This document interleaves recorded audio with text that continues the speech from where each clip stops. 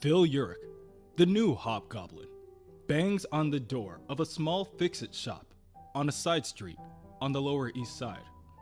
Within the shop lies the Tinkerer. "Be with you in a minute. We're not open for business," the Tinkerer calls out. But Hobgoblin bursts through the door anyway. "How many times have I told you?" asked the Tinkerer angrily. "No costumes through the front door. I swear, Goblin, if I have to change shops again." "Back off, Tinkerer. I ain't got time for subtle. It's the spider. He's gone crazy. Blew up Shadowland with giant robots and an army and he took out the Kingpin." The Hobgoblin pours his bag full of items on the Tinkerer's desk. "Yeah, let that one sink in. Took out Fisk like it was nothing. I was lucky to get out alive, and I intend to stay that way. I need you to fix my gear, charge the sword, and set me up with pumpkin bombs. Double yield." The Tinkerer rubs his temple in frustration. "That'll cost you a lot." The Hobgoblin responds by stating that he will be back by the end of the day with the money he made from the recordings on his bat cam. With that confirmation, the Tinkerer states that he will help. Moreover, he will put his best man on it. The Tinkerer presses a small button on the wall and reveals a secret laboratory, revealing one Tiberius stone. "Take it you heard all that?" "Yeah," Stone says as he finishes up his latest project. "With the Kingpin gone, guess you don't have to cower in the back room anymore. Shame. I'll miss you, Stone. You did good work, and for cheap too. Just do me a favor, Ty. This one last job on your way out?" "Sure, it's the least I could do." Tiberius grabs the bag of Hobgoblin's equipment and returns to his lab. "Oh, this is too good," he thinks to himself. "Hobgoblin's toys, mine to play with. When I think of all the times he threatened me, this is perfect. It's practically a sign. Been hiding down here for weeks. After Spider-Man ruined my plans. After Kingpin made me a marked man. After Max Modell turned his back on me. Holed up in this closet with nothing better to do than come up with a million ways to ruin you. To teach all of you that you messed with the wrong nerd." Elsewhere, in Hell's Kitchen, Spider-Man instructs his spiderlings to help clean up the destruction from the night before. EMTs, firefighters, and police officers are on scene as well, doing their part. Two officers in particular, Carly Cooper and Yuri Watanabe, are skeptical at best. "Spider Patrol 4, take the west wall. Spider Patrol 9, check the substructures. First team to find Fisk's remains receives double pay." Carly approaches Spider-Man and says, "Still can't believe you and your men did this, Spidey." Spider-Man responds by saying, "The Kingpin held court here for too long. To stand back and do nothing. To let evil flourish while I have the power to stop it. That, Officer Cooper, would be the most irresponsible act of all." "So, might makes right?" asks Captain Watanabe. "I prefer the phrase, 'with great power comes great responsibility.'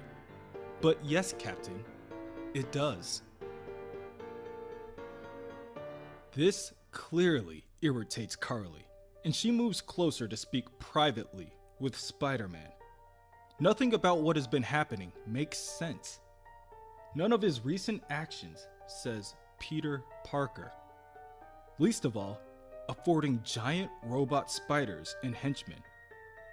Otto, assuming that he is still successfully fooling everyone to believe that he is the real Peter Parker, simply answers by telling Carly that the city is paying for it. But she doesn't buy it. Carly claims that penny-pinching J. Jonah Jameson would never authorize any of this. Soon after, an officer calls Carly over to inform her that they have found and identified the body of Wilson Fisk buried within the rubble. Spider-Man basks in his success and calls it a day. The two women watch Spider-Man swing off into the distance, and Yuri turns to Carly and asks, "So, your crazy theory about Spider-Man?" Getting less crazy by the second? In fact, I'm dead certain I'm right. And he's just giving me a way to prove it. His men, vehicles, and equipment. He says the city's paying for it. No way. I'd see that in the budget. I know. He's lying. So, we follow the money. It's a plan, confirms the captain. And I know just where to start. But not as Captain Yuri Watanabe. Unfortunately for our web-headed friend, I have a little power and responsibility as well, as the Wraith. Elsewhere, at the Daily Bugle, Phil Urich tells everyone the inside scoop on the night before. Amongst his co-workers are his uncle, Ben Urich, Robbie Robertson, and ace reporter, Nora Winters. Hell's Kitchen was leveled by Spider-Man with the mayor's involvement. The Kingpin was even inside when it happened. Every channel on TV has non-stop shot after shot of the scorched earth and rubble. But what they don't have, however, is full video coverage of the place folding in like a house of cards. Phil brags that he successfully captured it all on a memory card at 24 glorious frames per second. "Phil Urich, I could kiss you," Nora says excitedly. Robbie also pulls Phil aside and tells him, "Outstanding, Urich. Don't know how you keep doing it, but we're all grateful. Anything you need, just ask." "Well, Robbie," Phil smirks, "a good place to start would be cut me a really big check." Eventually, Phil returns home. He made good money today. The problem is, it's not Kingpin money. Most likely, he won't even be able to cover the Tinker's bill, or keep the original Hobgoblin off his back. At that moment, Phil receives a video call from Roger Kingsley, the original Hobgoblin. "What's going on, kid?" he asks. "You're late with your monthly fee. There's a lot of crooks out there who'd kill for the right to be the new Hobgoblin. You don't want me terminating your contract now, do you?" Phil begins to stutter. A little short right now." "So?" Kingsley asks, annoyed. "What are you looking at me for? You're a supervillain, right? Rob a bank. Well, rob 5 or 6, cause if you're going to balance the books, you're gonna pay me with interest." So, with no other choice and limited resources, Phil dons his costume and proceeds to go on a rampage around town. He robs bank after bank and wonders how it all came to this. High overhead, monthly fees, working around the clock? Since when did being a bad guy become a job? Of course, Hobgoblin's recent string of crimes gains the attention of Spider-Man. "What? Hobgoblin's alive?" Otto thinks to himself. "How did he escape Shadowland without my sensors detecting him? It's impossible. My web of spider-bots sweeps the city for all crime. How did he dodge my cameras and still get captured by the Daily Bugles?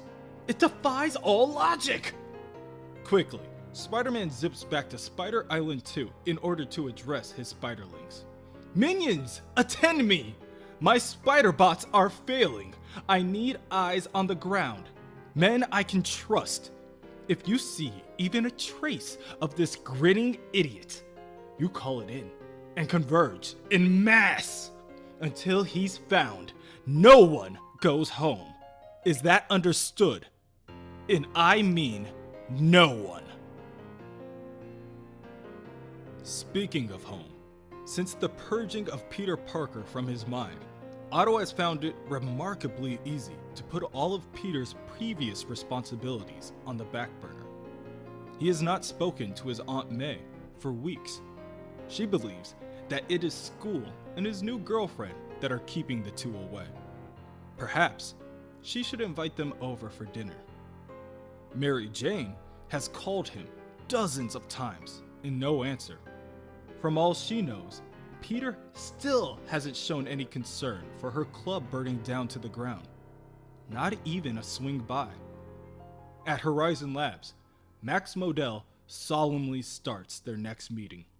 Parker, as the others would say, is showing no concern for work or their ongoing legal litigations.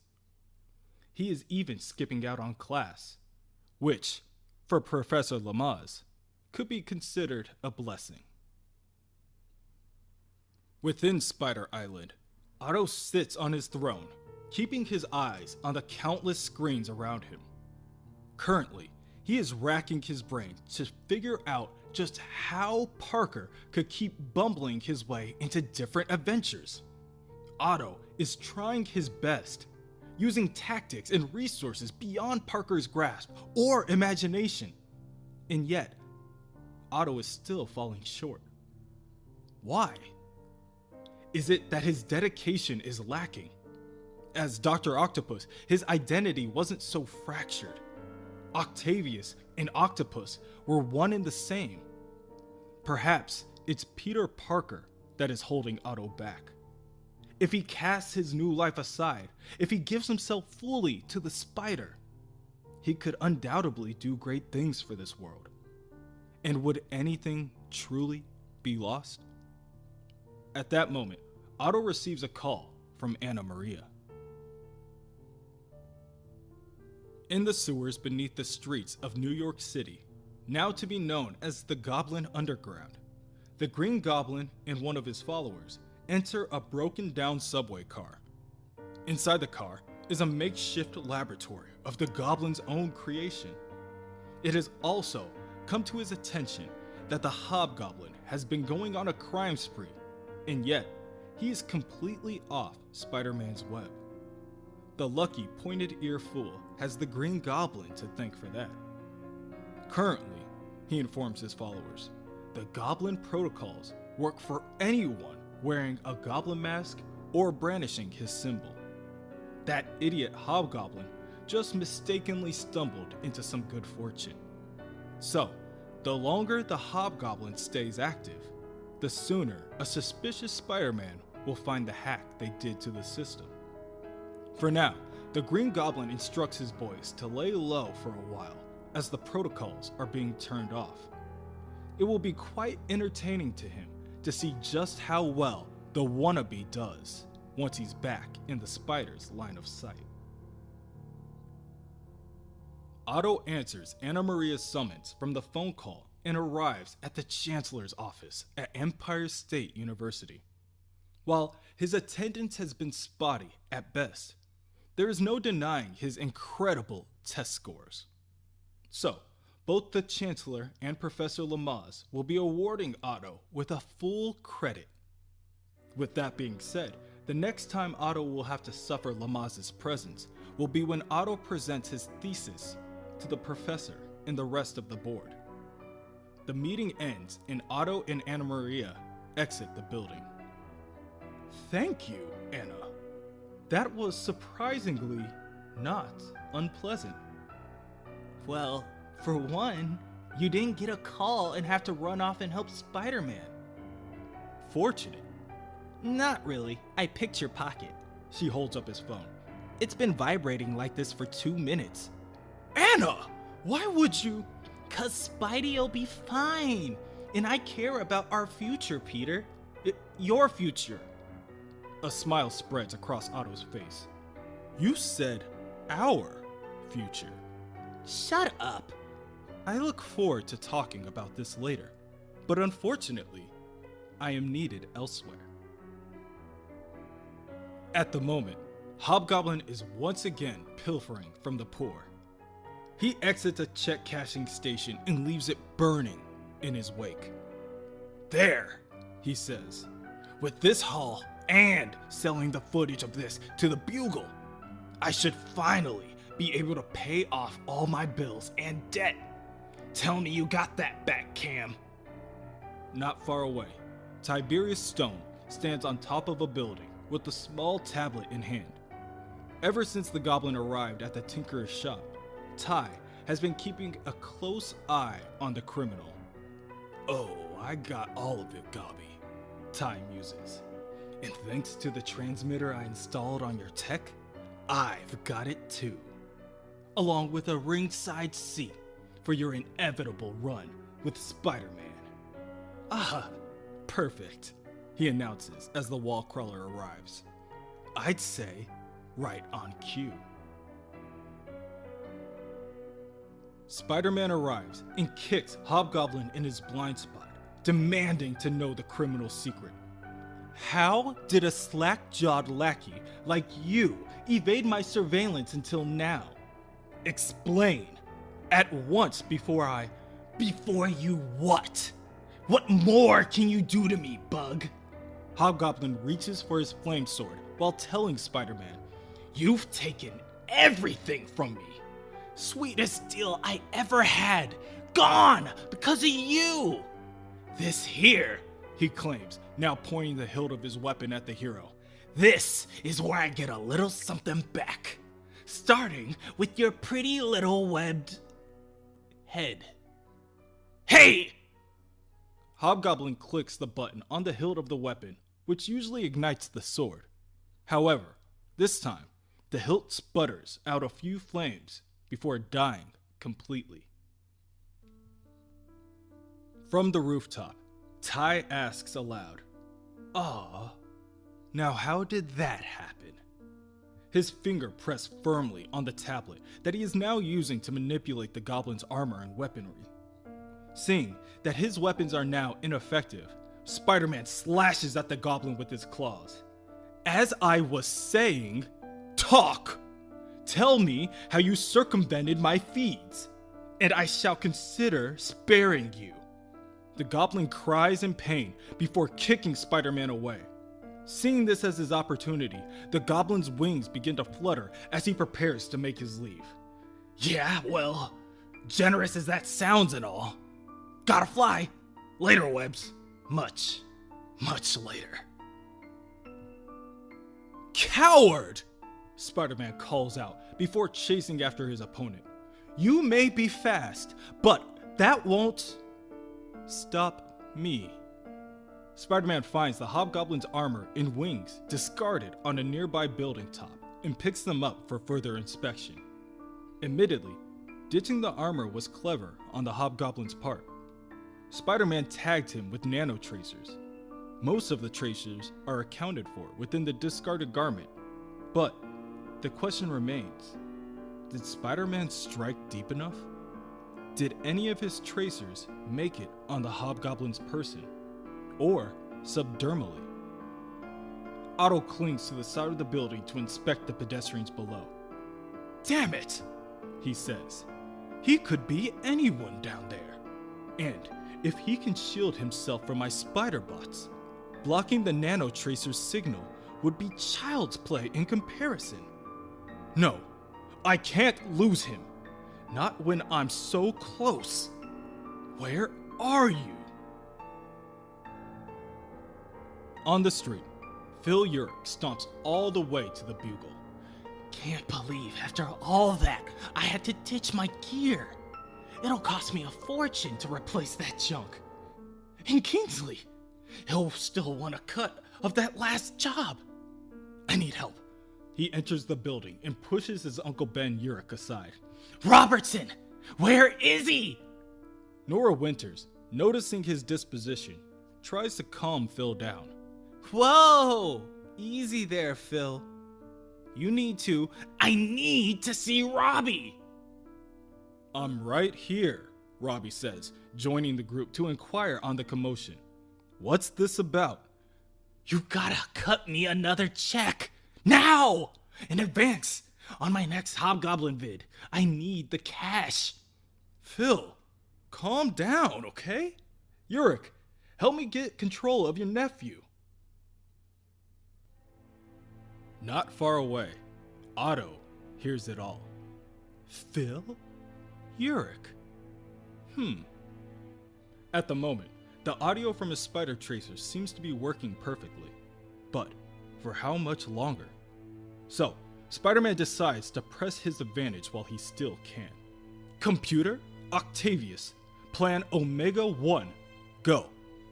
At that moment, Spider-Man appears on every computer, phone, and TV screen within Manhattan and says, "People of New York, this is Spider-Man with the Avengers, and I need your help. I need you to be my heroes. I need you to be my eyes. A fugitive is on the loose in our city. Please, help me find him. He's the villain called Hobgoblin. And he's also this man, Phil Yurik.